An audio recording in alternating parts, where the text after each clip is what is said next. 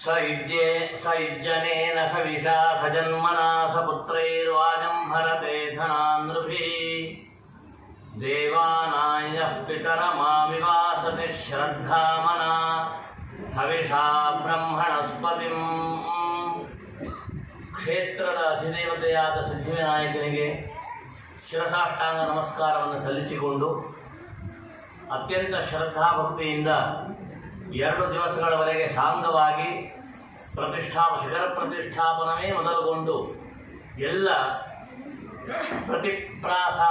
ಪ್ರತಿನವ ಪ್ರಾಸಾದ ಸಮರ್ಪಣಾ ಉತ್ಸವವನ್ನು ಪೂರೈಸಿದ ಆಡಳಿತ ಕಮಿಟಿಯವರು ಹಾಗೂ ಪಂಚಗ್ರಾಮದ ಎಲ್ಲ ಭಜಕರಿಗೆ ನಾನು ಸೇರಿದ್ದೇನೆ. ಅದರಲ್ಲಿ ಮಹಾಗಣಪತಿಯು ಸನ್ಮಂಗಳವನ್ನು ಉತ್ತರೋತ್ತರ ಅಭಿವೃದ್ಧಿಯನ್ನು ಮಾಡಲಿ ಅಂತ ಪ್ರಾರ್ಥಿಸಿಕೊಳ್ಳುತ್ತಾ ಒಂದು ಮಾತನ್ನು ನಿಮ್ಮ ಮುಂದೆ ನಾನು ಮೊದಲು ಪ್ರಸ್ತಾಪಿಸ್ತೇನೆ.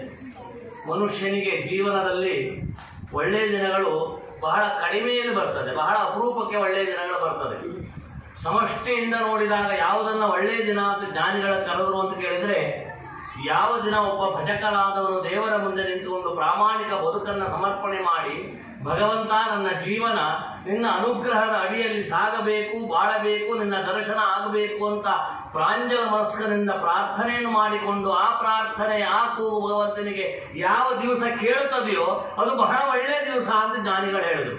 ಅದು ಸುವರ್ಣಾಕ್ಷರದಲ್ಲಿ ಬರೆದಿರುವ ದಿನ ಅಂತ ನನಗನ್ನಿಸುವುದು. ಗೋಳಗೋಳ ಸಿದ್ಧಿವಿನಾಯಕನಿಗೆ ಈ ಪಂಚಗ್ರಾಮದ ತತ್ರಾಪಿ ನೀರ್ಗಾನ್ ಗ್ರಾಮದ ಎಲ್ಲ ಭಜಕರ ಕೂಗು ಕೇಳಿದ್ದರಿಂದ ಇವತ್ತು ಈ ಒಂದು ಸುಂದರವಾದ ಸನ್ನಿವೇಶ ಸಮಾರಂಭದಲ್ಲಿ ನಾವು ಜಾಗೃತರಾಗಿ ಅನುಗ್ರಹಿತರಾಗಿ ಕುಳಿತಿದ್ದೇವೆ. ಅದರಲ್ಲಿ ಯಾವ ಸಂದೇಹವೂ ಇಲ್ಲ. ಇವತ್ತು ಸುವರ್ಣಾಕ್ಷರದಲ್ಲಿ ಬರೆದಿಡುವ ದಿನ. ಇನ್ನೊಂದು ಅದ್ಭುತವಾದಂತಹ ಮಂದಿರವನ್ನು ಪ್ರಾಸಾದವನ್ನು ನಿರ್ಮಾಣ ಮಾಡಿ ಅದರ ಅಡಿಯಲ್ಲಿ ಪ್ರಸಾದ ಭಾಜನರಾಗಿ ನಾವು ಕುಳಿತಿದ್ದೇವೆ. ನಮಗೇ ಕಲ್ಪನೆ ಮಾಡಿಕೊಳ್ಳಲಿಕ್ಕೆ ಸಾಧ್ಯ ಇಲ್ಲದೇ ಇದ್ದಷ್ಟು ಸುಂದರವಾದ ಒಂದು ಮಂದಿರ ನಿರ್ಮಾಣವಾಗಿದೆ ಅಂದರೆ ಇದು ಕೇವಲ ನಾವು ಮಾಡಿದ ಪುಣ್ಯ ಅಲ್ಲ, ನಮ್ಮ ಪೂರ್ವಜರು ಸಂಗ್ರಹಿಸಿ ನಮಗೆ ಆಶೀರ್ವಾದಿಸಿದ ಭಾಗ್ಯದ ವಿಶೇಷ ಅಂತ ನಾನು ಅರ್ಥ ಮಾಡಿಕೊಳ್ಳುತ್ತೇನೆ. ಹಾಗೆ ಆ ರೀತಿಯಾಗಿ ಒಂದು ಸುಂದರವಾದ ಕಟ್ಟಡವನ್ನು ನಿರ್ಮಾಣ ಮಾಡಿ ಸಮರ್ಪಣೆ ಮಾಡಿದ ಒಂದು ಕಾಲಘಟ್ಟ. ಆ ಕಾಲಘಟ್ಟದಲ್ಲಿ ನೀವು ಕಮಿಟಿಯವರು ನಿಮ್ಮ ಅವಧಿಯಲ್ಲಿ ಆಯಿತಲ್ಲ, ಇದು ಬಹಳ ವಿಶೇಷ, ನಿಮ್ಮ ಯೋಗ. ಯಾಕೆಂದ್ರೆ ಯಾರ್ಯಾರೋ ಸಂಗ್ರಹ ಮಾಡಿದರು, ಯಾರ್ಯಾರೋ ಪ್ರೇರಣೆಯನ್ನು ಕೊಟ್ಟರು. ರಾಮಚಂದ್ರ ಭಟ್ರು ಅಂತವ್ರು ದುಡ್ಡನ್ನು ಇಟ್ಟರು, ಆದರೆ ಭವ್ಯವಾದ ಸಮಾರಂಭವನ್ನು ನೋಡ್ಲಿಕ್ಕೆ ಅಲ್ಲಿಂದ ಮೇಲೆ ಹೋಗಿ ಹರಿಸಬಹುದು ಅವರು. ಆದರೆ ಪ್ರತ್ಯಕ್ಷವಾಗಿ ಹೋದ್ರೆ ಅವ್ರ ಮಗ ಇದ್ದಾರೆ, ಆತ್ಮ ಮೈಪುತ್ರ ನಾಮಾಸಿ ಅಂದ್ರೆ ಯಾರ್ಯಾರೋ ಸಂಕಲ್ಪ ಮಾಡಿದ್ದನ್ನ ನೀವು ನಿಮ್ಮ ಎದುರುಗಡೆ ಸಾಕ್ಷಾತ್ಕರಿಸಿಕೊಳ್ಳುವ ಭಾಗ್ಯ ಬಂದಿದ್ದು ಇದು ನಿಮ್ಮ ದೇವ ಸಂಬಂಧವನ್ನು ತೋರಿಸುತ್ತದೆ. ನಾನು ಮೊದಲು ನಿಮಗೆ ಧನ್ಯವಾದವನ್ನು ಹೇಳಬೇಕು. ಈ ಆಡಳಿತ ವರ್ಗದಲ್ಲಿ ಸೇರಿರುವ ನೀವು ನಿಮ್ಮ ಅವಧಿಯಲ್ಲಿ ಒಂದು ಸುಂದರವಾದ ಮಂದಿರವನ್ನು ನಿರ್ಮಾಣ ಮಾಡಿ ಆ ಒಂದು ಹೆಮ್ಮೆಯ ಕ್ಷಣದಲ್ಲಿದ್ದೀರಿ ಅಂತಾದ್ರೆ ಈ ಆಡಳಿತ ಕಮಿಟಿ ದಾಖಲಾತಿಯೊಂದಿಗೆ ಭಾಗ್ಯವನ್ನು ಪಡೆದಂತಹ ಆಡಳಿತ ಕಮಿಟಿ ಎನ್ನುವುದರಲ್ಲಿ ಯಾವ ಸಂದೇಹವೂ ಇಲ್ಲ. ಅಂತಹ ಒಂದು ಭಾಗ್ಯವನ್ನ ಈ ಆಡಳಿತ ಕಮಿಟಿಯವರು ಪಡ್ಕೊಂಡಿದ್ದೀರಿ. ಇನ್ನು ಎರಡನೆಯದಾಗಿ ಶ್ಯಾಮ್ ಭಟ್ರ ಬಗ್ಗೆ 2 ಮಾತನ್ನು ಹೇಳಬೇಕು. ಇಷ್ಟು ಸುಂದರವಾದ ಮಂದಿರವನ್ನು ನಿರ್ಮಾಣ ಮಾಡಿದ್ರಲ್ಲ, ದೇವಾಲಯವನ್ನ, ಶ್ಯಾಮ್ ಭಟ್ರೆ ನೀವು ಬಹಳಷ್ಟು ಮಾಡಿರಬಹುದು ಅಥವಾ ಬಹಳಷ್ಟು ಮಾಡುವವರೂ ಇರಬಹುದು. ನನಗನ್ನಿಸುವುದು ನಿನ್ನೆ ನೋಡಿದಾಗ ಇದೊಂದು ಹೊಸದಾದ ವಿನ್ಯಾಸ. ನಿಮಗೇ ಕಲ್ಪನೆ ಇಲ್ಲದೆ ಇದ್ದ ಹಾಗೆ ಮಹಾಗಣಪತಿ ನಿಮ್ಮ ಕೈಯಿಂದ ಇಷ್ಟು ವ್ಯವಸ್ಥಿತವಾದಂತಹ ಆಕರ್ಷಣೀಯವಾದಂತಹ ಸ್ಥಳವನ್ನ ಅಥವಾ ಆಕರ್ಷಣೀಯವಾದಂತಹ ಕ್ಷೇತ್ರವನ್ನು ಆಯ್ಕೆ ಮಾಡಿಕೊಂಡು ನಿಮ್ಮನ್ನ ಈ ಒಂದು ಕಾರ್ಯಕ್ರಮಕ್ಕೆ ಅಥವಾ ಈ ಒಂದು ಕಟ್ಟಡಕ್ಕೋಸ್ಕರವಾಗಿ, ಈಗಿನ ಭಾಷೆಯಲ್ಲಿ ಹೇಳುವುದಾದ್ರೆ ಇಂಜಿನಿಯರು, ನಮ್ಮ ಭಾಷೆಯಲ್ಲಿ ಹೇಳುವುದಾದ್ರೆ ಪ್ರಧಾನವಾದಂತಹ ನಿರ್ಮಾತೃ, ಆ ನಿರ್ಮಾತೃ ಸ್ಥಾನವನ್ನು ಕೊಟ್ಟಲ್ಲ. ಇದು ನಿಮ್ಮ ಭಾಗ್ಯದ ವಿಶೇಷ ಅನ್ನುವುದರಲ್ಲಿ ಯಾವ ಸಂದೇಹವೂ ಇಲ್ಲ. ಅಂತಹ ಒಂದು ಅನುಗ್ರಹವನ್ನ ಮಹಾಗಣಪತಿ ನಿಮಗೆ ಮಾಡಿದ್ದಾನೆ. ಶ್ಯಾಮ್ ಭಟ್ರೆ, ಒಂದು ವಿನಂತಿ, ನನಗೂ ಒಂದು ಒಳ ಭಯ ಇತ್ತು 1 ವಾರದ ಹಿಂದೆ ಬಂದಾಗ. ಆದರೆ ಎನ್ನುವ 3 ಅಕ್ಷರ ನನಗೆ ಮನಸ್ಸಲ್ಲಿ ಕಾಡ್ತಿತ್ತು. ಆ ಆದರೆ ಎನ್ನುವ ಅಕ್ಷರವನ್ನು ಆದರೂ ನೀವು ಮಾಡಿ ತೋರಿಸಿದ್ದೀರಲ್ಲ, ಹಾಗಾಗಿ ನೀವು ಒಳ್ಳೆಯ ಕೆಲಸವನ್ನು ಮಾಡಿದ್ದೀರಿ. ಇನ್ನು 3ನೇ ವಿಷಯ, ದಾನದ ವಿಷಯದಲ್ಲಿ. ಒಂದು ವಿಷಯದಲ್ಲಿ ನಾನು ನನ್ನ ಕುಟುಂಬದ ಮಾತನ್ನು ಹೇಳಿದಾಗ ಆಗ್ತದೆ, ಆದರೆ ಜನರಿಗೆ ನಾನು ಅದನ್ನು ತಿಳಿಸಬೇಕು. ಒಬ್ಬ ಮನುಷ್ಯ ಹಣ ಸಂಗ್ರಹಿಸುತ್ತಾನೆ ಎನ್ನುವುದು ವಿಶೇಷ ಅಲ್ಲವೇ ಅಲ್ಲ. ಒಂದು ಮಾತಿದೆ ಸಂಸ್ಕೃತ ಸಾಹಿತ್ಯ ಪ್ರಪಂಚದಲ್ಲಿ, ಶತೇಷು ಜಾಯತೆ ಶೂರಃ ಸಹಸ್ರೇಷು ಚ ಪಂಡಿತಃ ವಕ್ತಾ ದಶಸಹಸ್ರೇಷು ದಾತಾ ಭವತಿ ಮಾನವ. ಈ ಮಂದಿರ ನಿರ್ಮಾಣದ ಮೂಲ ಪ್ರೇರಣೆಯಾಗಿದ್ದೇ ನಮ್ಮ ಗಣಪತಿ, ನನ್ನ ತಮ್ಮನಾದ ಗಣಪತಿ ಭಟ್ಟರ ಧೈರ್ಯದಿಂದ. ಯಾಕೆಂದ್ರೆ ಒಂದ್ಸಲ ನಮ್ಮ ಮನೆಯಲ್ಲಿ ಬಂದಾಗ ನಾವು ಪ್ರಸ್ತಾಪ ಮಾಡಿದ್ವಿ, ಹೀಗೆ ದೇವಸ್ಥಾನ ಜೀರ್ಣ ಆಗಿದೆ, ಮನೆ ಜೀರ್ಣವಾಗಿದೆ, ದುಡ್ಡನ್ನು ಕೊಟ್ಟಿದ್ದೀರಿ, ಮನೆ ಕಟ್ಸಿ ಆಯ್ತು, ನಾವು ಉಳ್ಕೊಂಡು ಆಯ್ತು, ಈ ದೇವಸ್ಥಾನ ಜೀರ್ಣ ಆದಾಗ ನಿಮ್ಮದೇನು ಅಂತ ಕೇಳಿದಾಗ ಅವರು ಒಂದು ವಿಶ್ವಾಸವನ್ನು ಹೇಳಿದ, ನೀವು ನಿರ್ಭೀತಿಯಿಂದ ಆ ದೇವಸ್ಥಾನವನ್ನ ನಿರ್ಮಾಣ ಮಾಡಲಿಕ್ಕೆ ಮುಂದಾಗಲಿಕ್ಕಿಲ್ಲ, ಎಲ್ಲ ಭಜಕರಿಂದಲೂ ಒಂದೊಂದು ರೂಪಾಯಿಯನ್ನು ಬಿಡದೆ ನೀವು ಸಂಗ್ರಹ ಮಾಡಿ ಕಡಲೆ ಬಿದ್ದಿದ್ದನ್ನು ನಾನು ಕೊಡ್ತೇನೆ. ಈ ಒಂದು ಮಾತು ನಮಗೆ ದೊಡ್ಡದಾದ ಸಂಪತ್ತಾಗಿ ರಕ್ಷಾ ಕವಚವಾಗಿ ನಿಂತಿತ್ತು. ಹಾಗಾಗಿ ಎಷ್ಟಾದರೂ ದೇವಸ್ಥಾನ ಅರ್ಧಕ್ಕಿರುವುದಿಲ್ಲ, ಗಣಪತಿ ಭಟ್ಟರಿದ್ದಾರೆ. ಅದನ್ನ ಇವತ್ತು ವಾಸ್ತವಿಕವಾಗಿ ನಾವು ಅನುಭವಿಸುತ್ತಾ ಇದ್ದೇವೆ. ಸಂತೋಷದಿಂದ ಹೇಳುವ ಮಾತು. ಯಾಕೆಂದ್ರೆ 10 ಲಕ್ಷಗಳಿವೆ, ಸಂಖ್ಯಾ ಬೇಡ ಬಿಡಿ, ಎಷ್ಟು ಲಕ್ಷ ಆದ್ರೂ ಕೊಡ್ತೇನೆ ಅಂತ ಹೇಳಿದ್ದಾವ. ಅಂದ್ರೆ ಅವನಿಗೆ ತ್ಯಾಗ ಬುದ್ಧಿ ಇದೆಯಲ್ಲ, ಇದು ನಾನು ಅಂದುಕೊಳ್ಳುವ ಹಾಗೆ ನಮ್ಮ ಪರಂಪರೆಯಲ್ಲಿ ನಮ್ಮ ಹಿರಿಯರು ಮಾಡಿದ ಪುಣ್ಯದ ಸಂಗ್ರಹದಿಂದ ಆತನಿಗೆ ಒಂದು ತ್ಯಾಗ ಬುದ್ಧಿ ಬಂದಿದೆ. ಹಾಗಾಗಿ ದೇವಸ್ಥಾನದ ವಿಷಯ ಇರಲಿ, ಯಜ್ಞಯಾಗದ ವಿಷಯ ಇರಲಿ, ಅಹಮಹಮಿಕಯ ಅವನು ತ್ಯಾಗ ಮಾಡ್ತಾನೆ. ಅವರ ತ್ಯಾಗ ಸಾರ್ಥಕವಾದ ತ್ಯಾಗ ಆಯಿತು. ಆ ಒಂದು ಹೆಮ್ಮೆಯೂ ನನಗಿದೆ. ಇನ್ನು 1 ರೂಪಾಯಿಯಿಂದ ಹಿಡಿದು ಲಕ್ಷಗಟ್ಟಲೆ ಕೊಟ್ಟವರು ಇವರಲ್ಲಿ ಸಮಾನರೇ. ನಾನೇನು ಮನೆ ಹೊಗಳ್ತಾ ಇದ್ದೇನೆ ಅಂತ ಅರ್ಥ ಮಾಡ್ಕೊಳ್ಳಬೇಡಿ. ನಾವು ಮಾಡಿದ್ದನ್ನು ಕೆಲವು ಹೇಳಲೇಬೇಕಾದ ಅನಿವಾರ್ಯತೆ ಇದೆ. 1 ರೂಪಾಯಿ ಕೊಟ್ಟವರು, ಲಕ್ಷಗಟ್ಟಲೆ ಕೊಟ್ಟವರು ಸಮಾನರಾಗಿ ಅವರವರು ದಾನ ಮಾಡಿದಂತಹ ಫಲವನ್ನು ಪಡೆಯುತ್ತಾರೆ. ಅಂತಹ ಬುದ್ಧಿ ಬಂದಿದೆಯಲ್ಲ, ಶತೇಷು ಜಾಯತೆ ಶೂರಃ ಸಹಸ್ರೇಷು ಚ ಪಂಡಿತಃ ವಕ್ತಾ ದಶಸಹಸ್ರೇಷು ದಾತ ಭವತಿ ಮಾನವ. ಅಂತಹ ದಾನಿಗಳ ಸಾಲಿಗೆ ನಮ್ಮ ಮುಂದೆ ಒಬ್ಬ ವ್ಯಕ್ತಿ ಇದ್ದಾನೆ, ನಾವು ಹಿಂದೆ ಅವನನ್ನು ಸಹಕಾರ ಕೊಟ್ಟು ಮತ್ತು ಕೇಳೋಣ ಅಂತ ಹೇಳಲಿಕ್ಕೆ ಪೀಠಿಗೆಯನ್ನು ಹಾಕ್ತಾ ಇದ್ದೇನೆ ನಾನು. ಹಾಗಾಗಿ ಆ ರೀತಿಯಾದಂತಹ ಒಂದು ದಾನದ ಬುದ್ಧಿ ಆ ಮಹಾಗಣಪತಿಯವರಿಗೆ ಕೊಟ್ಟಿದ್ದಾನೆ. ಅವರ ಕುಟುಂಬ, ಅವರ ಉತ್ತರೋತ್ತರ ಪರಂಪರೆಗಳು, ಅವರ ಎಲ್ಲ ಪರಿವಾರಗಳು ಮಹಾಗಣಪತಿಯ ಅನುಗ್ರಹದಿಂದ ಸುಖ ಶಾಂತಿ ನೆಮ್ಮದಿಯನ್ನು ಕಾಣಲಿ. 1 ರೂಪಾಯಿಯಿಂದ ದಾನ ಮಾಡಿದ, ಲಕ್ಷಗಟ್ಟಲೆ ದಾನ ಮಾಡಿದ ವ್ಯಕ್ತಿಗಳಿಗೂ ಈ ಎಲ್ಲ ಅನುಗ್ರಹ, ಮಹಾಗಣಪತಿಯ ಅವಿಚ್ಛಿನ್ನವಾದ ಅನುಗ್ರಹದ ಪರಂಪರೆ ಲಭಿಸಲಿ ಎಂದು ಪ್ರಾರ್ಥನೆ ಮಾಡ್ತೇನೆ. 4ನೇದು ಅರ್ಚಕರ ಬಗ್ಗೆ ನಾನು 4 ಮಾತನ್ನು ಹೇಳಬೇಕು. ಈ ದೇವಸ್ಥಾನದಲ್ಲಿ ಅಂತಹ ಸಂದರ್ಭದಲ್ಲಿಯೂ ತಾವು 2 ವರ್ಷಗಳ ಕಾಲ ತೊಂದರೆ ಪಟ್ಟುಕೊಂಡು, ತ್ರಾಸನ್ನು ಪಟ್ಟುಕೊಂಡು, ಬಹಳ ಪಟ್ಟರು ಒಂದು ದಿವಸ ಹೇಳಿದ್ರು, ಬಹಳ ಮಳೆಯಲ್ಲಿ ಅನಿತಾ ಇದ್ದಾನೆ ದೇವರು, ಹೋಗ್ಲಿಕ್ಕೆ ಆಗೋದಿಲ್ಲ, ಬಹಳ ಅಲವರಿಕೆ ಪಟ್ಟುಕೊಂಡ್ರು. ಹಾಗೆ ಅಲವರಿಕೆ ಪಟ್ಟುಕೊಂಡು ಪೂಜೆಯನ್ನು ಲೋಪ ಮಾಡದೆ 2.5 ವರ್ಷದವರೆಗೆ, 2 ವರ್ಷಕ್ಕಿಂತ ಹೆಚ್ಚು ಪೂಜೆಯನ್ನು ಸಾಂಗವಾಗಿ ನೆರವೇರಿಸಿಕೊಂಡು ಬಂದ್ರಲ್ಲ. ಹಾಗಾಗಿ ಆ ಅರ್ಚಕರಿಗೂ ನನ್ನ ವಂದನೆಯ ಜೊತೆಗೆ ಧನ್ಯವಾದ ಸಮರ್ಪಣೆಯಾಗುತ್ತದೆ. ಬಹಳ ಚೆನ್ನಾಗಿ 2.5 ವರ್ಷದ ಪರ್ಯಂತರವಾಗಿ ಆ ಸಂದರ್ಭದಲ್ಲಿ ಪೂಜಾ ಲೋಪವನ್ನು ಮಾಡದೆ ವ್ಯವಸ್ಥಿತವಾಗಿ ನೀವು ನಡೆಸಿಕೊಂಡು ಬಂದಿದ್ದೀರಿ ಅಂದ್ರೆ ನಿಮ್ಮಂತಹ ಅರ್ಚಕರು ನಮಗೆ ಬೇಕು. ಆ ಅರ್ಚಕರ ಸಂಬಂಧ ಹೀಗೆ ಇಟ್ಟುಕೊಳ್ಳುವುದರ ಜೊತೆಗೆ ಈ ಅರ್ಚನಾ ಪ್ರಭಾವದಿಂದ ನಿರ್ಮಾಣ ಹೊಂದಿದ ಮಂದಿರದಲ್ಲಿ ಗಣಪತಿಯ ಸಾನ್ನಿಧ್ಯ ಇನ್ನೂ ಹೆಚ್ಚಾಗುವಂತೆ ನೀವು ಸಹಕಾರ ಕೊಡಿ ಅಂತ ಗ್ರಾಮದ ಎಲ್ಲ ಭಜಕರ ವತಿಯಿಂದ ನಿಮ್ಮಲ್ಲಿ ವಿನಂತಿ ಮಾಡಿಕೊಳ್ತೇನೆ. ಅರ್ಚಕಸ್ಯ ಪ್ರಭಾವೇನ ಅರ್ಚನಸ್ಯಾತಿಶಾಯನಾಥೋ. ಆಮೇಲೆ ಮುಂದುವರೆದು ಹೇಳ್ತಾನೆ, ಅಭಿರೂಪ್ಯಾಚ್ಯ ಬಿಂಬಾನ ದೇವ ಸಾನ್ನಿಧ್ಯ ವೃಕ್ಷತಿ. ಈ ಅರ್ಚಕರ ಪ್ರಭಾವ ಏನು ಅಂತ ಗೋಳಗೋಡು ಕ್ಷೇತ್ರದಲ್ಲಿ ಅರ್ಚಕರಾದ ನೀವು ಕಾಣಿಸಿಕೊಡಬೇಕು. ಈ ಗೋಳಗೋಡು ಕ್ಷೇತ್ರವಾಗಬೇಕಾದ್ರೆ ನಿಮ್ಮಿಂದ ಮಾತ್ರ ಇದು ಸಾಧ್ಯ. ಹಾಗೆ ನಾವು ಸಹಕಾರವನ್ನು ಕೊಡ್ತೇವೆ. ಅಂತಹ ಅರ್ಚಕರು ಇದನ್ನು ಕ್ಷೇತ್ರವನ್ನಾಗಿ ನೀವು ಅನುಗ್ರಹಿಸಬೇಕು. ಆ ರೀತಿ ಗಣಪತಿಯನ್ನ ಸಾನ್ನಿಧ್ಯವನ್ನು ಜಾಗೃತಿ ಮಾಡಬೇಕು. ಕ್ಷೇತ್ರ ಅಂದ್ಕೂಡಲೇ ನಮ್ಗೆ ನೆನಪಾಗುವುದೇ ಗೋಕರ್ಣ ಕ್ಷೇತ್ರ. ಯಾಕೆಂದ್ರೆ ಬಹುಶಃ ಈ ಗಣಪತಿ, ಗೋಳಗೋಡು ಗಣಪತಿ ತಾನು ಇಚ್ಛೆ ಪಟ್ಟಿದ್ದಾನೆ, ತಾನು ಒಂದು ಕ್ಷೇತ್ರದಲ್ಲಿ ಜಾಗಾಜಿಸಬೇಕು ಅಂತ. ಇಲ್ಲಿದ್ರೆ ಗೋಳಗೋಡಲ್ಲಿ ಗೋಕರ್ಣ ಇಲ್ಲಿ ವಿಚಾರ ಮಾಡಿ ನೀವು. ಈ ಗೋಳಗೋಡು ಗಣಪತಿ ಗೋಕರ್ಣ ಕ್ಷೇತ್ರವನ್ನು ಬಯಸ್ತಾನೆ. ಆ ಗೋಕರ್ಣ ಕ್ಷೇತ್ರದ ಯಾಂತ್ರಿಕ ತಂತ್ರಿಗಳು ಇಲ್ಲಿ ಬರ್ತಾರೆ ಅಂದ್ರೆ ಏನೋ ಅವಿನಾಭಾವ ಸಂಬಂಧ ಕಾಣ್ತದೆ. ಹಾಗಾಗಿ ಗೋಳಗೋಡು ಗಣಪತಿಯ ಕ್ಷೇತ್ರವನ್ನಾಗಿಸಲಿಕ್ಕೆ ಶ್ರೀ ಕ್ಷೇತ್ರ ಗೋಕರ್ಣದಿಂದ ಬಂದ ನೀವು ಗಣಪತಿಯ ಮಹಾಬಲೇಶ್ವರನ ಅನುಗ್ರಹ ಸಮೇತವಾಗಿ ಬಂದಿದ್ದೀರಿ. ಆದ್ದರಿಂದ ಗಜಾನನ ಭಟ್ರೆ ಇದು ಖಂಡಿತವಾಗಿ ಕ್ಷೇತ್ರವಾಗುತ್ತದೆ ಎನ್ನುವುದಕ್ಕೆ ಸಂದೇಹವೇ ಇಲ್ಲ. ನಾನು ನಿಮ್ಮಲ್ಲಿ ನಾನು ಕಂಡ ಸತ್ಯವನ್ನು ತೋಡಿಕೊಡುತ್ತೇನೆ. ನಿಮಗೆ ಆಶೀರ್ವಾದ ಮಾಡುವುದೋ ಅಥವಾ ನಿಮ್ಮಲ್ಲಿ ನನ್ನ ವಿಚಾರ ಅಭಿಪ್ರಾಯಗಳನ್ನು ಹೇಳುವುದೋ ಅಂತಹ ಸಾಹಸಕ್ಕೆ ಹೋಗೋದಿಲ್ಲ. ನಾನು ಅನೇಕ ಜನ ತಾಂತ್ರಿಗಳನ್ನು ನನ್ನ ಈ ಸಣ್ಣ ವಯಸ್ಸಿನಲ್ಲಿ ದೊಡ್ಡ ವಯಸ್ಸು ಅಂತ ಬೇಕಾದ್ರೆ ಇಟ್ಕೊಳ್ಳಿ. ಈ ವಯಸ್ಸಿನಲ್ಲಿ ನಾನು ನೋಡಿದ್ದೇನೆ. ಆದರೆ ನನಗೊಂದು ಸಮಾಧಾನ ಕೊಟ್ಟ ಸಂಗತಿ ಏನು ಅಂದರೆ, ನೀವು ಆ ತಂತ್ರಶಾಸ್ತ್ರದಲ್ಲಿ ಅಳವಡಿಸಿದ ವೇದೋಕ್ತವಾದ ಮಂತ್ರಗಳ ಅನುಷ್ಠಾನಗಳು ಇದು ಅತ್ಯಂತ ಚೇತೋಹಾರಿ ಮತ್ತು ಅತ್ಯಂತ ಶಕ್ತಿ ಪ್ರಭಾವಶಾಲಿ. ಅಂತಹ ವೇದ ಮಂತ್ರಗಳನ್ನು ಉಪಯೋಗಿಸಿ ತಂತ್ರವನ್ನು ಅಳವಡಿಸಿಕೊಂಡಿದ್ದೀರಲ್ಲ, ಹಾಗಾಗಿ ನಿಮ್ಮ ತಂದೆಗೆ ಆಮೇಲೆ ನಿಮಗೆ ಜೊತೆಯಲ್ಲಿ ಬೆಳೆಯುತ್ತಿರುವ ನಿಮ್ಮ ಮಗನಿಗೆ ನನ್ನ ಸಾಷ್ಟಾಂಗ ನಮಸ್ಕಾರ ಇದೆ. ಯಾಕೆಂದ್ರೆ ಈ ಪರಂಪರೆಯನ್ನು ಬಿಡಬೇಡಿ.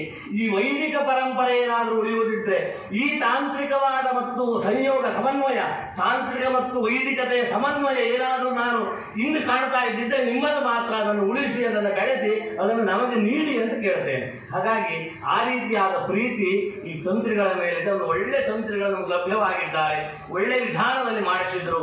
ನಿನ್ನೆಯಿಂದ ಇಲ್ಲಿಯವರೆಗೆ ನಾವು ನೋಡಿದಾಗ ವಿನಾಯಕ ಭಟ್ರು ಹೇಳಿದ್ರು ಇದನ್ನ, ಆ ಎಲ್ಲ ವಿಧಾನಗಳನ್ನು ನಾನು ನೋಡಿದಾಗ ಒಂದು ಒಳ್ಳೆಯ ರೀತಿಯ ಮಂತ್ರಗಳ ಸಂಯೋಜನೆ ಮಾಡಿ ಅದಕ್ಕೆ ಬೀಜಾಕ್ಷರದ ಸಾಮಾನ್ಯ ಗೃಹಸ್ಥರಿಗೆ ಅರ್ಥ ಆಗುವುದಲ್ಲ, ನಮಗೆ ಅನುಭವಕ್ಕೆ ಬರ್ತದೆ. ಬೀಜಾಕ್ಷರಗಳೊಡನೆ ಮಂತ್ರಗಳನ್ನು ಸೇರಿಸಿ ಇವತ್ತು ಕಲಾಹೋಮದಲ್ಲಿ 3 ಹೊಸ ಮಂತ್ರ ಹಾಕಿದ್ರು. ನಾನು ಅವಾಗಲೇ ವಿಚಾರ ಮಾಡಿದೆ, ಇವ್ರಿಗೆ ಯಾರು ದರ್ಶನ ಮಾಡಿಕೊಟ್ರಲ್ಲ. ಶಾಂತಿ ಕಲೆ ಮತ್ತು ಇಚ್ಛಾ ಕ್ರಿಯಾ ಇಚ್ಛಾ ಶಾಂತಿ, ಈ 3 ಕಲೆಗೆ ನಾವು ಇನ್ನು ಮಂತ್ರನೇ ಹುಡುಕ್ತಾ ಇದ್ದೇವೆ. ಮಂತ್ರ ಏನಿರ್ಬೋದು ಅಂತ ನೀವು ಅದನ್ನು ದರ್ಶನ ಮಾಡಿಕೊಳ್ಳಲು ಪ್ರಯೋಗ ಮಾಡಿರಲ್ಲ, ಅದು ನಿಜವಾದ ತಾಂತ್ರಿಕತೆ. ಎಲ್ಲಿ ಮಂತ್ರಗಳ ಅವಶ್ಯಕತೆ ಇದೆಯೋ ಅಲ್ಲಿ ಅದನ್ನು ಅನ್ವೇಷಣೆ ಮಾಡಿ ಸಂಯೋಜನೆ ಮಾಡುವ ನಿಮ್ಮ ಈ ತಾಂತ್ರಿಕತೆಗೆ ನಾವು ಶರಣು ಬಂದಿದ್ದೇವೆ ಸ್ವಾಮಿ. ಹಾಗೆ ಈ ಒಂದು ತಾಂತ್ರಿಕತೆ ನಮ್ಮ ದೇವಸ್ಥಾನಕ್ಕೆ ಅಭಿವೃದ್ಧಿ ಕೊಡುವುದಕ್ಕೆ ಯಾವ ಸಂದೇಹವೂ ಇಲ್ಲ. ಅಂತಹ ಕಲಾವೃತ್ತಿಯನ್ನ ಆ ತಂತ್ರಿಗಳಿಂದ ನೀವು ಮಾಡಿಸಿ ಆ ಗಣಪತಿಯಲ್ಲಿ ಪೂರ್ಣ ಸಾನ್ನಿಧ್ಯ ಉಂಟಾಗುವಂತೆ ಪ್ರಾರ್ಥನೆಯನ್ನು ಸಲ್ಲಿಸಿದ್ದೀರಿ. 5ನೇದು, ಇಷ್ಟೆಲ್ಲ ಜನ ನಿಂತಿದ್ದಾರೆ, ಈ ಕಡೆ ಆ ಕಡೆ ಅಡುಗೆ ಭಟ್ ಜಾಬಾರ್ ಭಟ್ಟಣಿಂದ ಹಿಡಿದು ಇಷ್ಟು ಜನ ನೀವೆಲ್ಲ ಸೇರಿದ್ದೀರಲ್ಲ. ಒಂದು ಪ್ರಶ್ನಾರ್ಥಕ ಚಿಹ್ನೆ ಇದೆ ನಿಮ್ಮಲ್ಲಿ. ನಾವು ಇಷ್ಟೆಲ್ಲ ಮಾಡಿದ್ದೇವೆ, ನಮಗೇನು? ಅವರು ಭಟ್ರು ಮಡಿ ಹಚ್ಕೊಂಡು ಒಳಗೆ ಹೋದ್ರು, ಇವರು ಕಲಶಾಭಿಷೇಕ ಮಾಡಿದ್ರು. ಯಜಮಾನಂತೂ ಮಾತಾಡಿಸೋ ಆಟವೇ ಇಲ್ಲ, ಅಷ್ಟು ತಯಾರಾಗ್ತೇನೆ ಮುಂದೆ ತೆಗಿದ. ಹಾಗಾಗಿ ಅವನಂತೂ ನೇರವಾಗಿ ಸಿಗ್ತದೆ ಫಲ. ಆದರೆ ಉಳಿದವರ ಕಥೆ ಏನು? ಒಂದು ಪ್ರಶ್ನಾರ್ಥಕ ಚಿಹ್ನೆ ನಮ್ಮಲ್ಲಿದೆ. ನಾನು ಊಹಿದ್ದೆ ಕೊಂಡ ಏನು ಅದರ ಕಥೆ ಏನಿರ್ಬೋದು? ಆಚಾರ್ಯರು ಬಹಳ ಸೊಗಸಾಗಿ ಹೇಳ್ತಾರೆ. ಸ್ತೋತ್ರ ಧ್ಯಾನ ನತಿ ಪ್ರದಕ್ಷಿಣ ಸಪರ್ಯಾಲೋಕರಾಕರ್ಣನೆ. ಒಬ್ಬ ದೇವತಾ ಆರಾಧನೆಯಲ್ಲಿ ಪಾಲ್ಗೊಳ್ಳಲಿಕ್ಕೆ ಯಜಮಾನನಾಗಬೇಕು ಅಂತೇ ಇಲ್ಲ, ಅವನೊಬ್ಬ ಋತ್ವಿಜನಾಗಬೇಕು ಅಂತೇ ಇಲ್ಲ, ಅವನೊಬ್ಬ ಹೂವನ್ನು ತಂದು ಸಮರ್ಪಣೆ ಮಾಡಬೇಕು ಅಂತೇ ಇಲ್ಲ, ಅಥವಾ ಒಂದು ದೊಡ್ಡ ಸೇವೆಯನ್ನು ಮಾಡಬೇಕು ಅಂತ ಇಲ್ಲ. ಸುಮ್ಮನೆ ಆ ದೇವತಾ ಸ್ಥಳದಲ್ಲಿ ಒಂದು ಪ್ರದಕ್ಷಿಣೆ ಬಂದು ಕಣ್ತುಂಬ ಭಗವಂತನನ್ನ ನೋಡಿ ತನ್ನ ಶರೀರವನ್ನ ಸುತ್ತಮುತ್ತಲೂ ದೇವರಿಗೆ ಕಾಣಿಸಿಕೊಂಡು ಓಡಾಡಿ ಕೈಯಲ್ಲಾದ ಸಣ್ಣ ಕೆಲಸವನ್ನು ಮಾಡಿದರೆ ಅವರೆಲ್ಲರೂ ಸಹ ಪುಣ್ಯಭಾಜನರಾಗ್ತಾರೆ, ಫಲಭಾಜನರಾಗ್ತಾರೆ. ಆದ್ದರಿಂದ ನೀವೆಲ್ಲರೂ ಸಹ ದೇವರಿಗೆ ನಿಮ್ಮ ಮೈಯನ್ನು ತೋರಿಸಿಕೊಂಡಿದ್ದೀರಿ, ನಾವೆಲ್ಲರೂ ದೇವರಿಗೆ ನಮ್ಮ ಮೈಯನ್ನು ಕಾಣಿಸಿಕೊಂಡಿದ್ದೇವೆ. ನನಗೆ ಸೇವೆ ಮಾಡಬೇಕು ಅಂತಿತ್ತು, ಸೊಂಟ ನೋವು ಆಗಲಿಲ್ಲ, ಇನ್ಯಾರಿಗೂ ತೊಂದರೆ ಇದ್ದುದಾಗಲಿಲ್ಲ, ಆದರೆ ನಿಮ್ಮನ್ನು ನೀವು ತೋರಿಸಿಕೊಂಡಿದ್ದೀರಲ್ಲ, ಅದೊಂದು ಪುಣ್ಯ ಭಾಜನದ ಸಂಗತಿ ಅಂತ ಆದಿಶಂಕರರು ಸ್ಪಷ್ಟವಾಗಿ ನಿರ್ವಚನ ಮಾಡ್ತಾರೆ. ಹಾಗಾಗಿ ಪ್ರತ್ಯಕ್ಷವಾಗಿ ಪರೋಕ್ಷವಾಗಿ ಮನೆಯಲ್ಲಿ ಕುಳಿತುಕೊಂಡು ಈ ಸಂಭ್ರಮದ ಕ್ಷಣಗಳನ್ನು ಮೆಲುಕು ಹಾಕುತ್ತಾ ಯಾವ ವ್ಯಕ್ತಿ ದೇವಸ್ಥಾನದ ಪರಿಸರದಲ್ಲಿ, ಅವರು ನಿನ್ನೆ ಹೇಳಿದರು ಸಾಯಂಕಾಲ ರಾತ್ರಿ ಓಡಾಡುವಾಗ ಬಲಿಯನ್ನೆಲ್ಲ ಹಾಕುವಾಗ ಆ ಎಲ್ಲ ಕಥೆಯನ್ನ, ಹಾಗೆ ಯಾರು ಓಡಾಡ್ತಾರೋ ಅವರೆಲ್ಲರೂ ನಾವು ಪುಣ್ಯ ಭಾಜನರಾಗಿದ್ದೇವೆ, ಗಣಪತಿ ಅನುಗ್ರಹಕ್ಕೆ ಪಾತ್ರರಾಗ್ತೇವೆ ಎನ್ನುವುದರಲ್ಲಿ ಯಾವ ಸಂದೇಹವೂ ಇಲ್ಲ. ಆದರೆ ಶ್ರದ್ಧೆ ಅದು ಮಾತ್ರ ಇರಬೇಕು. ಶ್ರದ್ಧಾಂಗಾಮಸ್ಯ ಮಾತರಂ ಹವಿಷಾ ವರ್ಧಯಾಮಸಿ. ಅತ್ಯಂತ ಅತಿಶಯವಾದ ಶ್ರದ್ಧೆಯಿಂದ ಇದು ಮಾಡಿದರೆ ಡೊಳ್ಳು ಬಡಿಯುವವನಿಂದ ಹಿಡಿದು ತಲೆ ಕಲ್ಲಾಡಿಸಿಕೊಂಡು ನಿಂತವನಿಂದ ಹಿಡಿದು ಇಡೀ ಈ ಕ್ಷೇತ್ರದಲ್ಲಿರುವ ಎಲ್ಲರಿಗೂ ಸಹ ಗಣಪತಿಯ ಪೂರ್ಣಾನುಗ್ರಹ ಪ್ರಾಪ್ತಿಯಾಗ್ತದೆ ಅನ್ನುವುದು ಆಚಾರ್ಯ ಶಂಕರರ ಮಾತು. ಅಂತಹ ಮಾತಿಗೆ ಅನುಗುಣವಾಗಿ ನಮಗೆಲ್ಲರಿಗೂ ಆ ಫಲ ಪ್ರಾಪ್ತಿಯಾಗಲಿ ಅಂತ ಮಹಾಗಣಪತಿಯನ್ನು ನಾನು ಪ್ರಾರ್ಥನೆ ಮಾಡ್ತೇನೆ. 5 ವಿಷಯ. 6ನೇ ವಿಷಯ ನಾವು ಕಂಡುಕೊಳ್ಬೇಕಾದದ್ದು, ಇಷ್ಟು ಒಳ್ಳೆ ಮಂದಿರದಲ್ಲಿ ನಿನ್ನೆ ಯಾರು ಹೇಳಿದ್ದು ಹೊಸದಾದ ನಿರ್ಮಾಣ, ಯಾವುದು ಹೋಲಿಕೆ ಕೊಡ್ಲಿಕ್ಕಾಗೋದಿಲ್ಲ. ದೇವಸ್ಥಾನವೇ ಹಾಗೆ, ಹೋಲಿಕೆ ಕೊಡ್ಲಿಕ್ಕಾಗೋದಿಲ್ಲ. ದೇಹೋ ದೇವಾಲಯ ಪ್ರೋಕ್ತೋ ದೇವೋ ಜೀವ ಸದಾಶಿವ. ಒಬ್ಬೊಬ್ಬರು ಶರೀರ ಒಂದೊಂದು ರೀತಿ ಇರ್ತದೆ. ಆ ಶರೀರವನ್ನೇ ಅರ್ಥ ಮಾಡಿಕೊಳ್ಳಿಕ್ಕಾಗೋದಿಲ್ಲ. ಒಂದು ಶರೀರದಂತೆ ಇನ್ನೊಂದು ಶರೀರ ಇರೋದಿಲ್ಲ. 130 ಕೋಟಿ ಜನರ ಶರೀರವೇ ಬೇರೆ ಅಂತ ಆದರೆ ಅಷ್ಟು ಶರೀರವು ಬೇರೆನೇ ಇರ್ತದೆ, ಶರೀರವು ಬೇರೆನೇ ಇರ್ತದೆ. ಹಾಗಾಗಿ ಇಂತಹ ನೂತನವಾಗಿ ಹೊಸದಾಗಿ ನಿರ್ಮಾಣಗೊಂಡ ಈ ಒಂದು ದೇವಸ್ಥಾನದಲ್ಲಿ ಮಹಾಗಣಪತಿಯನ್ನ ನಮ್ಮ ಹಿಂದಿನವರು ಯಾಕೆ ಸ್ಥಾಪನೆ ಮಾಡಿರಬಹುದು? ಈ ಗಣಪತಿಯೇ ಯಾಕೆ ಅನಿವಾರ್ಯ ಆಯಿತು?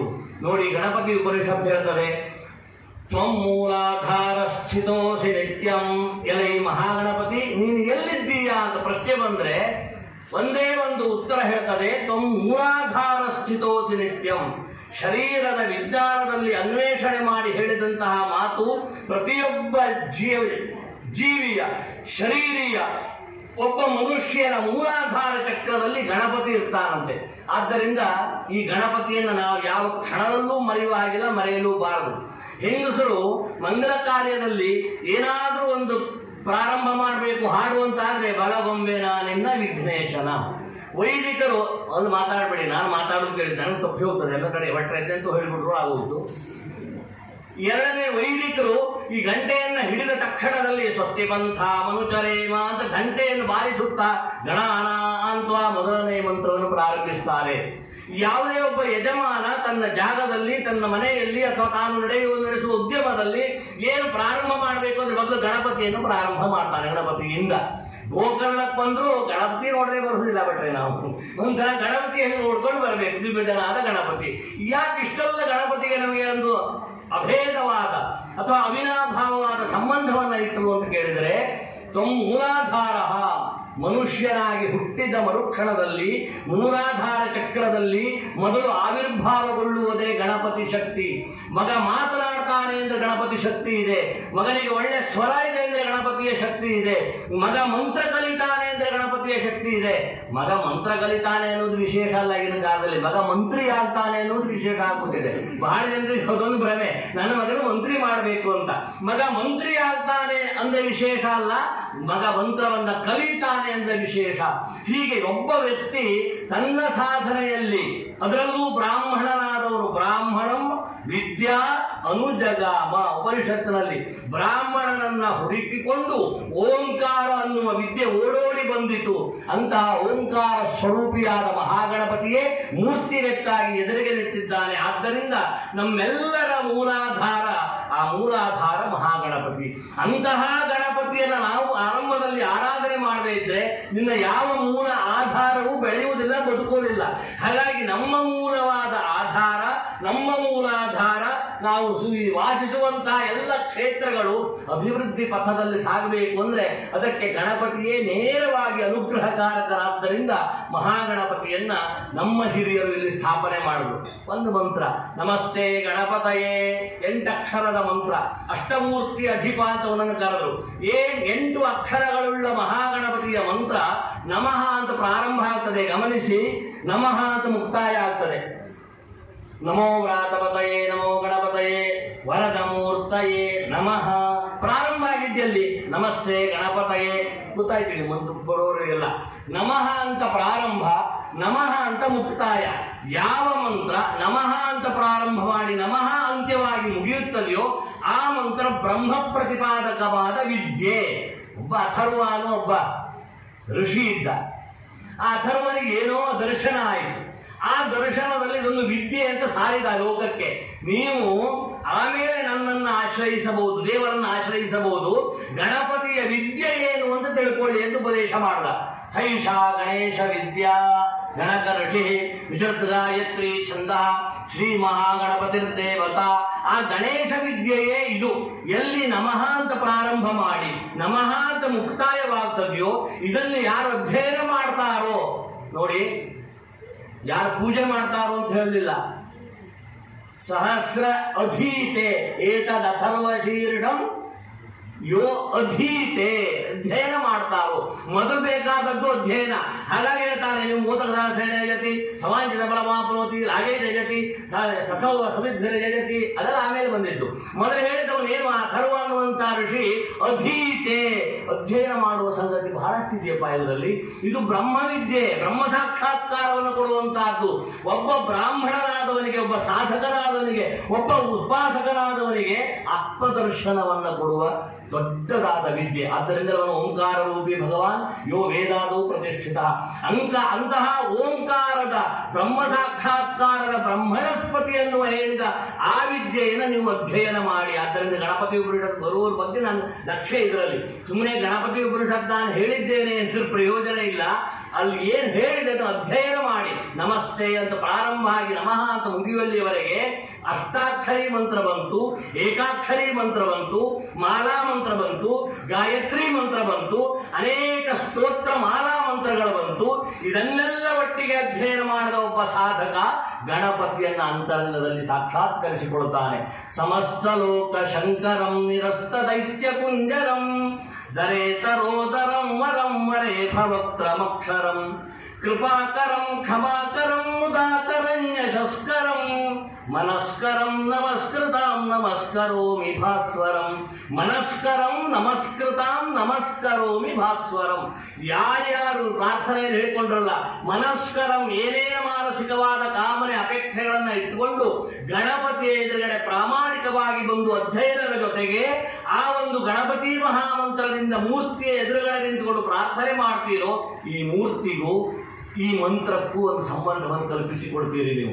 ಹಾಗಾಗಿ ಈ ಎಲ್ಲ ಮಂತ್ರಗಳು ಉಂಟಲ್ಲ, ಅಥರ್ವ ಹೇಳಿದ ದರ್ಶನ ಮಾಡಿಕೊಂಡಂತಹ ಮಂತ್ರ, ಆ ಮಂತ್ರದ ಸಂಬಂಧ ಮೂರ್ತಿಯೊಡನೆ ಆಗಬೇಕು. ಹಾಗಾಗಿ ನಮ್ಮ ಹಿರಿಯರು ಚಿಂತನೆ ಮಾಡಿ ಮಹಾಗಣಪತಿಯನ್ನು ಸ್ಥಾಪನೆ ಮಾಡುದು. ನಮ್ಮೆಲ್ಲರ ಮಂತ್ರ ಎಲ್ಲಿ ಸಂಯೋಜನೆ ಆಗಬೇಕು, ನಮ್ಮೆಲ್ಲರ ಮಂತ್ರ, ನಮ್ಮೆಲ್ಲರ ವಿದ್ಯೆ ಎಲ್ಲಿ ವಿನಿಯೋಗ ಆಗಬೇಕು ಅಂದ್ರೆ ಗಣಪತಿಯ ಮೂರ್ತಿಯಲ್ಲಿ. ಹಾಗಾಗಿ ಅವನ ಮುಖ ನೋಡಿ, ಸಮ ನೋಡಿ ಗಣಪತಿಯನ್ನ. ಯಾರ್ಯಾರಿಗೂ ಈ ರೂಪ ಇಲ್ಲ ದೇವತಾ ಮಂಡಲದಲ್ಲಿ. ಹನುಮಂತಿ ಒಂದಿದೆ, ಹಿಂದ್ಬದಿ ಬಹಳ ಇದೆ, ಅದು ರಾತ್ರಿ ಮಾಡ್ಲಿಕ್ಕೋ ಹನುಮಂತ ಆಯ್ತು ಅಂತ ಹೇಳ್ತಾರೆ ನಮ್ಮಲ್ಲಿ. ಅಂದ್ರೆ ಈ ನರರೂಪ ಮತ್ತು ಪ್ರಾಣಿಯ ರೂಪ ಎರಡು ಒಟ್ಟಿಗೆ ಇದೆಯಲ್ಲ, ಅಲ್ಲಿ ನಿಮ್ಮ ಮಂತ್ರ ವಿನಿಯೋಗ ಆಗಲಿ. ಹಾಗಾಗಿ ಗಣಪತಿ ಮೂರ್ತಿಯಲ್ಲಿ ನಾವು ಹಿರಿಯರನ್ನು ಕಂಡ್ರು.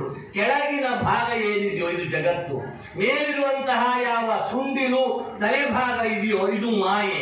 ಮಾಯೆ ಮತ್ತು ಜಗತ್ತನ್ನ ನಿಗ್ರಹದಲ್ಲಿಟ್ಟುಕೊಂಡವನು ಗಣಪತಿ. ಆದ್ದರಿಂದ ಜಗತ್ತಿನಲ್ಲಿ, ಪ್ರಪಂಚದಲ್ಲಿ ಬದುಕುವ ನೀವು ಮಾಯೆಯನ್ನು ತಪ್ಪಿಸಿಕೊಂಡು ಏಕದಂತಾತಿ ಏಕಂ ದದಾತೀತಿ, ಒಂದೇ ಒಂದು ಫಲವನ್ನು ಕೊಡುವ ಏಕದಂತನನ್ನು ನೀವು ಆಶ್ರಯಿಸಿದರೆ ಅನೇಕ ದಂತಂ ಭಕ್ತಾನಾಂ ಏಕದಂತ ಉಪಾಸನೆ, ಒಂದೇ ದಂತವುಳ್ಳವನಾದರೂ ಒಂದೇ ಫಲವನ್ನು ಕೊಡಲಿಕ್ಕೂ ಅನೇಕ ಫಲವನ್ನು ಕೊಡಲಿಕ್ಕೂ ಸಮರ್ಥನಿರುವ ಆ ಮೂರ್ತಿಯನ್ನ ನೀನು ನಿನ್ನ ಮಂತ್ರಕ್ಕೆ ವಿನಿಯೋಗಿಸಿದಾಗ ಆ ಮೂರ್ತಿ ನಿನ್ನ ಎಲ್ಲ ಇಷ್ಟಾರ್ಥಗಳನ್ನು ಈಡೇರಿಸುತ್ತದೆ. ಹಾಗಾಗಿ ಅಂತಹ ಸಂಬಂಧವನ್ನು ಇಟ್ಟುಕೊಂಡು ಗಣಪತಿಯನ್ನ ಸ್ಥಾಪನೆ ಮಾಡಿ ನಮ್ಮ ಹಿರಿಯರು ತಮ್ಮ ಇಡೀ ಜೀವನದುದ್ದಕ್ಕೂ ಶ್ರೇಯಸ್ಸನ್ನು ಸಾಧಿಸಿಕೊಂಡರು. ಅಂತಹ ಮಹಾಗಣಪತಿ ನಮ್ಮ ಊರಾದ ಈ ಗೋಳಗೋಡು ಕ್ಷೇತ್ರದಲ್ಲಿ ಈ ಜಗತ್ತನ್ನ, ಈ ಕ್ಷೇತ್ರವನ್ನು ರಕ್ಷಿಸಲಿಕ್ಕೆ, ಈ ಜಗತ್ತಿನಲ್ಲಿ ಪ್ರಪಂಚದಲ್ಲಿ ಬದುಕುತ್ತಿರುವ ಎಲ್ಲ ಕುಟುಂಬದವರನ್ನು ಅನುಗ್ರಹಿಸಲಿಕ್ಕೆ, ಎಲ್ಲರಿಗೂ ತನ್ನ ಸಂಬಂಧವನ್ನು ಕಲ್ಪಿಸಿಕೊಡಲಿಕ್ಕೆ ಗ್ರಾಮ ದೇವತೆಯಾಗಿ ವಿರಾಜಮಾನವಾಗಿದ್ದಾನೆ. ಅಂತಹ ಗ್ರಾಮ ದೇವತೆಯಲ್ಲಿ ನನ್ನ ಪ್ರಾರ್ಥನೆ ವೈಯಕ್ತಿಕವಾಗಿ, ಮಹಾಗಣಪತಿ ಮೊದಲು ನಮ್ಮ ಗ್ರಾಮವನ್ನು ನೋಡು, ಅನುಗ್ರಹಿಸು. ಅದಾಗಿ ಮತ್ತೂ ನಿನ್ನ ಅನುಗ್ರಹಿಸಬೇಕು ಅಂತ ಇಚ್ಛೆ ಬಂದ್ರೆ ಈ ಗ್ರಾಮದಿಂದ ಹೊರಗೆ ಹೋಗು. ಮತ್ತಲ್ಲಿ ಕರ್ಕೆ ಹಾಕಲು ಗಣಪತಿ ಇದ್ದಾನೆ, ಅವನು ತಾನು ನೋಡ್ಕೊಳ್ತೇನೆ. ನೀವಿಬ್ರು ಸಂಯೋಗ ಮಾಡಿಕೊಂಡು ಸಮನ್ವಯ ಮಾಡಿಕೊಂಡು ಯಾರ್ಯಾರಿಗೆ ಎಲ್ಲೆಲ್ಲಿ ರಕ್ಷಣೆ ಕೊಡಬೇಕು ಅದು ರಕ್ಷಣೆ ಕೊಡಿ. ಇದಕ್ಕೂ ಮೀರಿ ನಿಮಗೆ ಅನುಗ್ರಹ ಮಾಡಬೇಕು ಅಂತ ಪ್ರಸನ್ನತೆ ಉಂಟಾದ್ರೆ ಪಂಚಗ್ರಾಮದಿಂದ ಹೊರಗೆ ಹೋಗಿ ಅನುಗ್ರಹ ಮಾಡಿ. ಮೊದಲು ನಮ್ಮ ಗ್ರಾಮಕ್ಕೆ ನೀವು ಅನುಗ್ರಹ ಮಾಡಿ ಅಂತ ನಾನು ಪ್ರಾರ್ಥಿಸಿಕೊಳ್ತೇನೆ. ಅಂದ್ರೆ ಪಂಚಗ್ರಾಮಕ್ಕೆ ಆ ಗಣಪತಿ ಗ್ರಾಮ ದೇವತೆಯಾಗಿ ಇಲ್ಲಿ ವಿರಾಜಮಾನನಾಗಿದ್ದಾನೆ. ಆ ಗಣಪತಿಯಲ್ಲಿ ನಿಮ್ಮೆಲ್ಲರ ವತಿಯಿಂದ ನನ್ನ ವೈಯಕ್ತಿಕವಾದ ಭಾವನೆಗಳಿಂದ ಒಂದು ಪ್ರಾರ್ಥನೆಯನ್ನು ಹೇಳಿ ಆಶೀರ್ವಚನವನ್ನು ಮುಗಿಸ್ತೇನೆ. ಇಷ್ಟೆಲ್ಲ ಸಂಭ್ರಮದಿಂದ ಮಾಡಿದಂತಹ ಈ ಒಂದು ಸುವರ್ಣಾಕ್ಷರದಲ್ಲಿ ಬರೆದಿಡುವ ಪ್ರತಿಷ್ಠಾಪನೆಗೊಂಡ ಕ್ಷೇತ್ರವಾಗಿ ನಿರ್ಮಾಣವಾದ ಈ ಜಾಗದಲ್ಲಿ ಕುಳಿತಿರುವ ಮಹಾಗಣಪತಿಯಲ್ಲಿ ಏನು ಕೇಳೋಣ? ಕೇಳಬೇಕು. ಕೇಳಿದ್ದ ಹಿಂದೆ ಏನು ಕೇಳಿದ್ದ ಅಷ್ಟೇ ಕೇಳಿದ್ರೆ ಸಾಕು, ಹೊಸ್ತಿ ಯಾವುದು ಬೇಡ. ಇದೇ ಬಿಟ್ರೆ ಹಳೆ ಕೇಳಿದ್ದಾರೆ ನಿಮ್ಮಂತ ಹಿರಿಯರು. ವರದ ಮೂರ್ತಯೇ ನಮಃ. ನೀನು ವರನೂ ಹೌದು, ವರದನೂ ಹೌದು. ನಮಗೆ ಹಿರಿಯರು ನಿನ್ನನ್ನು ತೋರಿಸಿದ ಹಾಗೆ ಗಣಪತಿಯನ್ನ. ಯಾರಿಗೆ ವರ ಬೇಕು ಅಂತ ಅಪೇಕ್ಷೆ ಪಡ್ತೀರೋ, ವರವನ್ನು ಕೊಡಬೇಕು, ವರ ಬೇಕು ಅಪೇಕ್ಷೆ ಇದೆಯೋ, ವರವನ್ನು ಕೊಡಬೇಕು ಅಂತ ನೀನು ಇಚ್ಛೆ ಪಡ್ತೀಯೋ ಅವರಿಗೆ ನೀನು ವರದನಾಗಿ ಕೈಯನ್ನು ಹೇಗಿಟ್ಟುಕೊಂಡು ಅಭಯ ವರದಾಸ್ತನಾಗಿ ಅನುಗ್ರಹ ಮಾಡು. ನೀನೇ ವರನಾಗಬೇಕು ಅಂತ ಇಚ್ಛೆ ಪಟ್ಟರೆ ನಾವು ವಧುವಾಗ್ತೇವೆ. ಮತ್ತೆ ಅದರಲ್ಲೂ ಸಂದೇಹವಿಲ್ಲ. ಹಾಗಾಗಿ ಕಲಾವೃದ್ಧಿ ಮಾಡಿದ್ದು. ಕಲಾವೃದ್ಧಿಯ ಮೂಲ ಉದ್ದೇಶವೇ ಅಲ್ಲಿ ಬಿಂಬ ಅನ್ನುವುದು ಜಾಗೃತಿಯಾಗಿ, ಸಾನ್ನಿಧ್ಯ ಅಭಿವೃದ್ಧಿಯಾಗಿ, ಪ್ರತಿಬಿಂಬವಾಗಿ ನಾವು ಕಾಣಬೇಕು. ಬಿಂಬವಾದ ನೀನು ವರ, ಪ್ರತಿಬಿಂಬವಾದ ನಾನು ವಧು. ಹಾಗಾಗಿ ಈ ಬಿಂಬದಲ್ಲಿ ವರನಾದ ನೀನು ವಧುವಾದ ನನಗೆ ಒಂದು ಸಂಬಂಧವನ್ನು ಅನುಗ್ರಹಿಸುವ ಸ್ವಾಮಿ. ಏನು ಸಂಬಂಧ ಅಂದ್ರೆ, ಆ ಪತ್ನಿ ಒಳ್ಳೆ ಆದರ್ಶಳಾದಂತಹ ಪತ್ನಿ ಪತಿಯ ಹಿಂದೆ ಓಡಾಡ್ತಾ ಇರ್ತಾಳೆ. ಸಪ್ತಶತಿ ಪಾಠದಲ್ಲಿ ಪತಿಂ ಪ್ರಿಯಮಿವಾಂಗನ, ನಾನು ನಿನ್ನ ಹಿಂದೆ ಸುತ್ತಮುತ್ತಲೂ ಓಡಾಡ್ತಾ ಇರ್ತೇನೆ. ನೀನು ಮಾಘಶುದ್ಧ ಜ್ಯೋತಿ ಮಾತ್ರ ನಾನು ಬರೋನಲ್ಲ, ನನ್ನ ಕಥೆ ಅಷ್ಟೇ. ಮತ್ತೆ ನಾ ಪ್ರತಿನಿತ್ಯ ಬರ್ತಾ ಇರ್ತೇನೆ, ಎಲ್ಲ ಬರಬೇಕು ಅನ್ನೋದ್ರ ಬಗ್ಗೆ ಈ ಮಾತು ಇಟ್ಕೊಂಡು ನಿರ್ಮಾಣ ಮಾಡಿ ಸುಂದರವಾಗಿ ಒಳ್ಳೆ ಮಂದಿರವನ್ನು ಕಟ್ಟಿದ ಮೇಲೆ ಇದು ದೊಡ್ಡ ವಿಷಯ ಅಂತ ನನಗೆ ಕಾಣುವುದಿಲ್ಲ. ಯಾಕೆಂದ್ರೆ ಇನ್ನು ಮುಂದಿನ ಬಹಳ ದೊಡ್ಡ ವಿಷಯ ಕಾಣ್ತವೆ. ಹೇಗೆ ಇದನ್ನು ಬೆಳೆಸಬೇಕು, ಹೇಗೆ ಅದನ್ನು ಉಳಿಸಬೇಕು, ಹೇಗೆ ಅಭಿವೃದ್ಧಿಯನ್ನು ಹೆಚ್ಚಿಸಿಕೊಳ್ಳಬೇಕು, ಹೇಗೆ ಸಂಬಂಧವನ್ನು ಇಟ್ಕೊಳ್ಬೇಕು. ಆ ಸಂದರ್ಭದಲ್ಲಿ ಹಿರಿಯರು ಹೇಳಿದ್ದು, ನಾನು ನಿನ್ನ ಹಿಂದೆ ಪತ್ನಿಯಂತೆ ಓಡಾಡ್ತಾ ಇರ್ತೇನೆ ಪ್ರತಿನಿತ್ಯ. ಒಂದು 8 ದಿವಸ ಹೆಂಡತಿಗೆ ಗಂಡನ ಕಾಲದಲ್ಲಿ ಹೋದ್ರೆ ಬೇಜಾರು ಬರ್ತದೆ. ಈಗಿನ ಕಾಲದಲ್ಲಿ ಏನೋ ಗೊತ್ತಿಲ್ಲ, ಆಗಿನ ಕಾಲದಲ್ಲಿ ಹಾಗೆ ಹೇಳ್ತಿದ್ರಪ್ಪ. ಹಾಗೆ ಆ ಒಂದು ಪತ್ನಿ ಹೇಗೆ ಗಂಡನನ್ನ ಪತಿಂ ಪ್ರಿಯಮಿವಾಂಗನ, ಆ ತನ್ನ ಪತಿಯನ್ನ ಪ್ರಿಯವಾದಂಗನೆ ಸಂಚರಿಸಿ ಸೇವೆ ಮಾಡ್ತಾ ಇರ್ತಾಳೋ ಹಾಗೆ ನಾನು ಸೇವೆ ಮಾಡ್ತಾ ಇರ್ತೇನೆ. ನೀನು ವರ, ನಾನು ವಧು. ಅಂದ್ರೆ ನೀನು ಬಿಂಬ, ನಾನು ಪ್ರತಿಬಿಂಬ. ಪ್ರತಿಬಿಂಬನಾದಂತಹ ನಾನು ನಿನ್ನಲ್ಲಿ ಕೇಳ್ತೇನೆ, ನೀನು ನನಗೆ ವರನಾಗಬೇಕಪ್ಪ. ವರನಾಗಬೇಕು ಅಂದ್ರೆ ಹೇಗೆ? 3 ಜನ ಸ್ಪರ್ಧಾಳುಗಳು ಸೇರಿದ್ರು. ಸಣ್ಣ ಕಥೆ. 3 ಜನ ಸ್ಪರ್ಧಾಳುಗಳು ಸೇರಿದ್ರು. ಆ ಸ್ಪರ್ಧೆಯಲ್ಲಿ ತಾನೇ ಉಪಾಸಕರಿಗೆ ಯಾವಾಗಲೂ ಹಾಗೆ ತಾನು ಆರಾಧನೆ ಮಾಡುವ ದೇವರು ಸರ್ವಶ್ರೇಷ್ಠ ಅನ್ನೋ ಭಾವನೆ ಇರಬೇಕು. ಈಶ್ವರನ ಉಪಾಸನೆ ಮಾಡುವ ಈಶ್ವರನೇ ಸರ್ವಶ್ರೇಷ್ಠ, ಜಗನ್ಮಾತೆಯನ್ನು ಉಪಾಸನೆ ಮಾಡುವ ಜಗನ್ಮಾತೆಯೇ ಸರ್ವಶ್ರೇಷ್ಠಳು. ಹಾಗೆ ಗಣಪತಿಯನ್ನು ಆರಾಧನೆ ಮಾಡುವವರಿಗೆ ಅವನೇ ಸರ್ವಶ್ರೇಷ್ಠ ಅಂತ ಒಂದು ಆ ಶ್ರೇಷ್ಠತಮವಾದಂತಹ ಬುದ್ಧಿ, ಆ ಭಾವನೆ ಇರಬೇಕು. ಅದು ವ್ಯಭಿಚರಿತವಾಗಬಾರದು. ಈಶ್ವರ ಸರ್ವಸ್ವವನ್ನು ಕೊಡುವವನು ಅಂತ. 3 ಜನ ಸಭೆಯ ಮಧ್ಯದಲ್ಲಿ ಕುಳಿತುಕೊಂಡಿದ್ದು. ಆ ಸಭೆಯ ಮಧ್ಯದಲ್ಲಿ ಕುಳಿತುಕೊಂಡಿದ್ದಾಗ ಈಶ್ವರನ ಭಕ್ತ ಹೇಳ್ದ, ನನ್ನ ಆರಾಧ್ಯಮಾನ ದೇವರನ್ನ 1 ತಾಸಿನ ಒಳಗೆ ನಿಮ್ಮ ಮುಂದೆ ನಾನು ಪ್ರತ್ಯಕ್ಷೀಕರಿಸಿ ತೋರಿಸ್ತೇನೆ. ಆಮೇಲೆ 2 ದೇವಿ ಭಕ್ತನ ಪಾಳಿ ಬಂತು, ತಾನು ಅರ್ಧ ಗಂಟೆಯಲ್ಲಿ ಪ್ರತ್ಯಕ್ಷೀಕರಿಸಿ ತೋರಿಸ್ತೇನೆ. ಆಮೇಲೆ ಗಣಪತಿ ಭಕ್ತನ ಪಾಳಿ ಬಂತು, 15 ನಿಮಿಷದಲ್ಲಿ ತಾನು ಕರೆದು ತೋರಿಸ್ತೇನೆ ನಿಮ್ಮ ಮುಂದೆ. ಶುರುವಾಯಿತು ಸ್ಪರ್ಧೆ. ಅವನು ಮೊದಲನೇ ಈಶ್ವರ ಭಕ್ತ ಶುರು ಮಾಡಿದ. ಯಸ್ಯೇಚ್ಛಯೈವ ಭುವನಾನಿ ಸಮುದ್ಭವಂತಿ ತಿಷ್ಠಂತಿ ಯಾಂತಿ ಚ ಪುನರ್ವಿಲಯಂ ಯುಗಾಂತೆ ತಸ್ಮೈ ಸಮಸ್ತ ಫಲಭೋಗ ನಿಬಂಧನಾಯ ನಿತ್ಯ ಪ್ರಬುದ್ಧ ಮುದಿತಾಯ ನಮಃ ಶಿವಾಯ. 1 ತಾಸು ಮುಗಿತಾ ಇದ್ದಂತೆ ಪರಮೇಶ್ವರ ಸಭಾವಲಯದ ಮಧ್ಯದಲ್ಲಿ ಪ್ರತ್ಯಕ್ಷನಾಗಿ ಭಕ್ತನ ಆ ಪ್ರಾರ್ಥನೆಗೆ ಮೆಚ್ಚಿ ಒಂದು ಪೂರ್ಣ ದರ್ಶನವನ್ನು ಕೊಟ್ಟು ಅಸ್ತನಾಗಿ ಅಲ್ಲೇ ಅನುಗ್ರಹ ಮಾಡಿದ. 2ನೇ ಜಗನ್ಮಾತೆಯ ಭಕ್ತನ ಪಾಳಿ ಪ್ರಾರಂಭ ಆಯಿತು. ಜಗನ್ಮಾತರ್ಮಾತಸ್ತವ ಚರಣ ಸೇವಾ ನರಚಿತ ನಮಾದತ್ತಂದೇ ವಿದ್ರವಿಣಮಪಿ ಭೂಯಸ್ತವ ಮಯಾ ತಥಾಪಿ ತ್ವಂ ಸ್ನೇಹಂ ಮೈ ನಿರುಪಮಂ ಯತ್ ಪ್ರಕುರುಷೇ ಪುತ್ರೋ ಜಾಯೇತ ಕ್ವಚಿದಪಿ ಕುಮಾತಾನ ಭವತಿ. ಅರ್ಧ ಗಂಟೆಯಾಗುವುದರೊಳಗೆ ಜಗನ್ಮಾತೆ ಬಾಲಾತ್ರಿಪುರ ಸುಂದರಿ ಎದುರುಗಡೆ ಅತ್ಯಂತ ಪ್ರಸನ್ನ ಮನಸ್ಕರಾಗಿ ಎದುರುಗಡೆ ಜಾಗೃತಿಯನ್ನು ತೋರಿಸಿ ಮಾಯವಾಗಿ ಹೋದು. 2 ಜನ ಪ್ರಾತ್ಯಕ್ಷಿಕೆಯನ್ನು ಕೊಟ್ಬಿಟ್ರು. ಗಣಪತಿ ಭಕ್ತರ ಪಾಳಿ ಬಂತು. ಇವರು ಹೇಳಿದ್ದಾರೆ, 15 ನಿಮಿಷದ ಒಳಗಡೆ ನಿಮ್ಮ ಎದುರುಗಡೆ ನಾನು ನಿಲ್ಲಿಸ್ತೇನೆ, ತೋರಿಸ್ತೇನೆ ನನ್ನ ದೇವರನ್ನ. ಈ ಗಣಪತಿ ಭಕ್ತ ಪ್ರಾರಂಭ ಮಾಡ್ತಾನೆ. ತಾಂತಕಾಂತ ತಂತಕಾಂತಿ ಮಂತಕಾಂತಕಾತ್ಮಜಂ ಅಚಿಂತ್ಯ ರೂಪಮಂತಹೀನಮಂತರಾಯ ಕೃಂತನಂ ಹೃದಂತರೇ ನಿರಂತರಂ ವಸಂತಮೇವ ಯೋಗಿನಾಂ ತಮೇಕದಂತಮೇವ ತಂ ವಿಚಿಂತಯಾಮಿ ಸಂತತಂ. 14 ನಿಮಿಷ ಮುಗಿದೋಯ್ತು. 15ನೇ ನಿಮಿಷ ಬರ್ತಾ ಇದೆ.